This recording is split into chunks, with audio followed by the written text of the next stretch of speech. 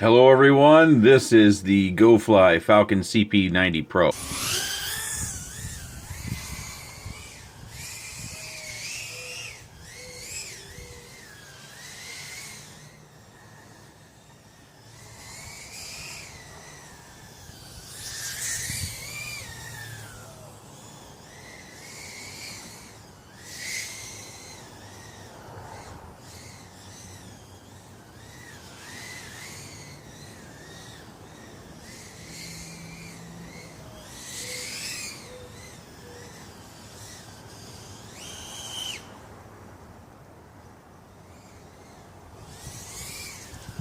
Featuring 1104 7500 kV motors, 20 amp 4-in-1 ESC, F3 flight controller with an OSD, Run Can Nano, 40 channel, 25 milliwatt and 100 milliwatt VTX. It does have a buzzer and 2 multicolor LEDs. It came with these GemFan 2040 props. I chose to go with the Emax Avan, more on that later. XT30 for your battery connection. It weighs 75.01 grams. Bottom plates measuring 2.9 millimeters. Pod plates are 1.93 millimeters. Motor post to motor post, it is 100 millimeters. Why is it called a CP90? It does come with prop guards, a random bag of screws, probably for the prop guards, and some 3M bits, and a full color instruction sheet.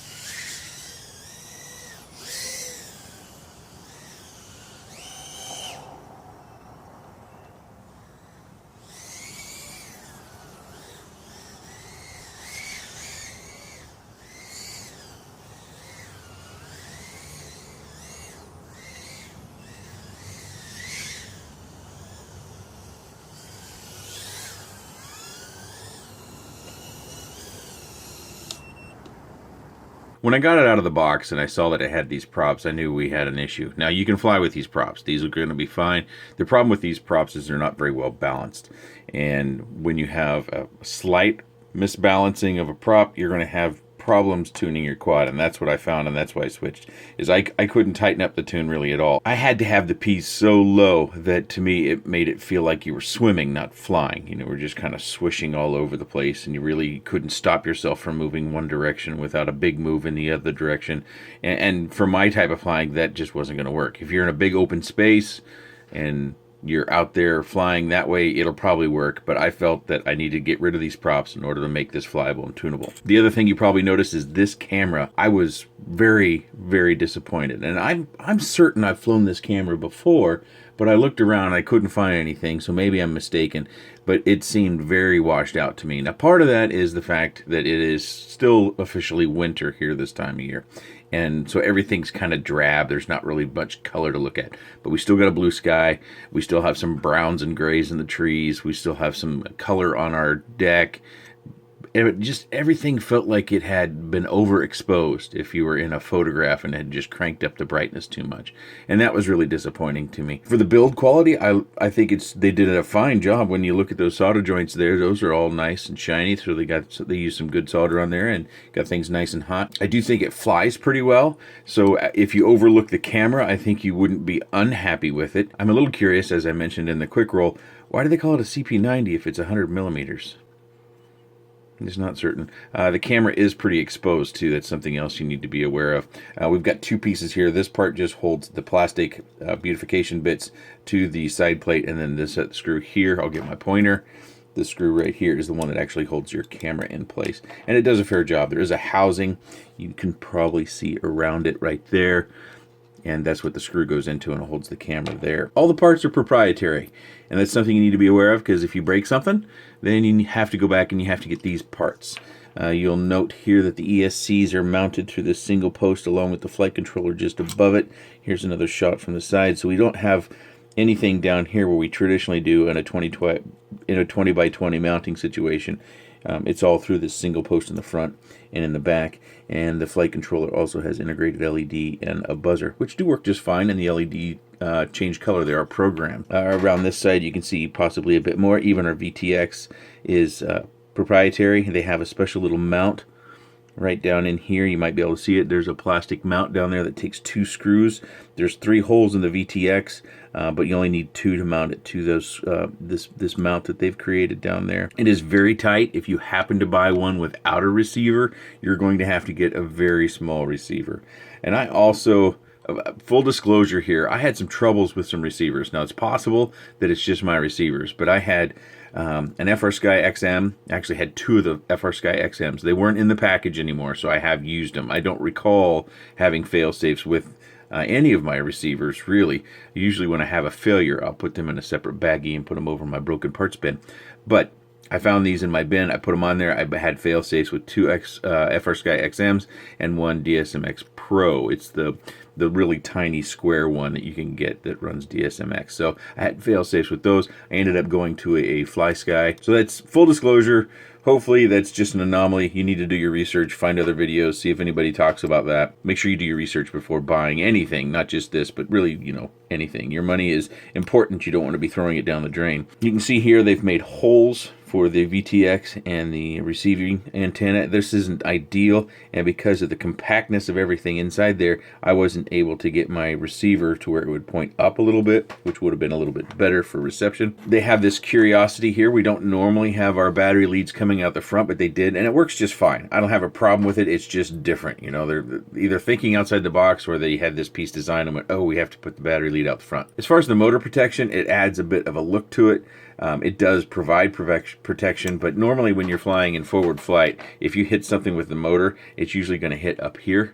It won't necessarily hit down low, although it's, any exposure, particular crashes, you can come tumbling through a tree and smack down on the ground, so who knows what orientation. These are going to give you a little bit of protection, but I do think they're going to break on the first good impact. They are a plastic. They don't give a lot, so they do feel fairly rigid. Also, the frame is chamfered, which is kind of a nice thing. I'm not familiar with this company. I'll put a link down below if you would like to go check it out itself. This came from Geek Buying. But the frame is chamfered on both sides, so if you like that, then that's a bonus. If you don't like that, then it's a detraction. We have metal bits that do mount the top assembly to the bottom. We've got that little housing here. Pretty overall with the design, I don't have a big problem with the actual physical design. I'm a little bit concerned about all the proprietary parts, because when you break something, can you get it anymore? So you need to do your homework. This is retailing for about $145. These prices, they have a tendency to go up and go down, so you need to weigh that against other machines. Personally, myself, as someone who's always looking for performance, I'm looking for speed, and I'm also looking for agility. I do like a traditional X. Also, an elevated camera is kind of a nice thing to have in an X because it does keep less prop in view. But I think in this case the camera is overexposed, and I do think that 2-inch props is not really the sweet spot for me. I think it flies well, and if you like the look, you should get it. But if you're looking for something that performs better, I would look for anything that runs 2.5-inch props. They're gonna outperform it. It's just 2.5 seems to be the sweet spot, whether we're running 1104, 1105, 1106, 1107. 2.5-inch seems to be the sweet spot right now. I didn't mention in the quick roll, but I should. It did come with this high quality battery strap, and then I have my dual lock down here at the bottom. I use this on just about every quad. I believe I've talked about it several times before, but it makes it a lot easier on micros if you can just plop your battery on there. So you have some of this on here and you have some more on your battery, and you just stick them together, and then you can manipulate the wires and get everything tightened and squared down. And I'll link some of this stuff below. I get asked that question quite a bit. This is the low profile, so it's not very thick. There's a lot of the standard profile, and it's real thick. I'm not a fan of that, but it does do a better job. So if you really want it stuck on there, this does good, but the standard size does really well. It's almost like it's glued on, so it's going to take some force to pull it off. But it is quite a bit thicker, and I would expect it to add some weight as well, so that's something to consider. So I'll put my PIDs on screen here for a moment so you can take a look at them, because the ones it shipped with I didn't think were all that good. If you have any comments or questions or suggestions about this little guy, please leave those in the section down below. I appreciate your time, and thanks for watching.